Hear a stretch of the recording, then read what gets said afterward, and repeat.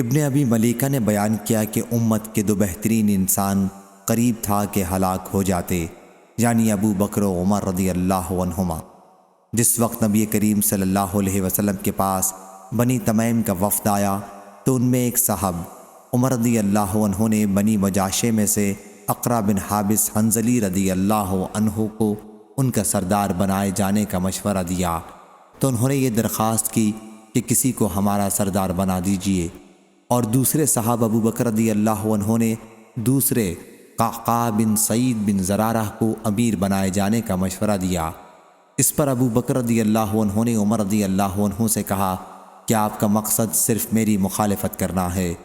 عمر رضی اللہ عنہ نے کہا کہ میری نیت آپ کی مخالفت کرنا نہیں ہے،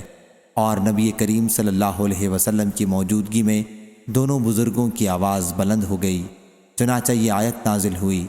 اے لوگو جو ایمان لے آئے ہو اپنی آواز کو بلند نہ کرو، ارشاد خداوندی عظیم تک۔ ابن ابی ملیکہ نے بیان کیا کہ ابن زبیر رضی اللہ عنہ کہتے تھے کہ عمر رضی اللہ عنہ نے اس آیت کے اترنے کے بعد یہ طریقہ اختیار کیا، اور ابن زبیر رضی اللہ عنہ نے ابو بکر رضی اللہ عنہ اپنے نانا کا ذکر کیا۔ وہ جب حضرت صلی اللہ علیہ وسلم سے کچھ عرض کرتے تو اتنی آہستگی سے جیسے کوئی کان میں بات کرتا ہے، حتیٰ کہ حضرت صلی اللہ علیہ وسلم کو بات سنائی نہ دیتی تو آپ دوبارہ پوچھتے کیا کہا؟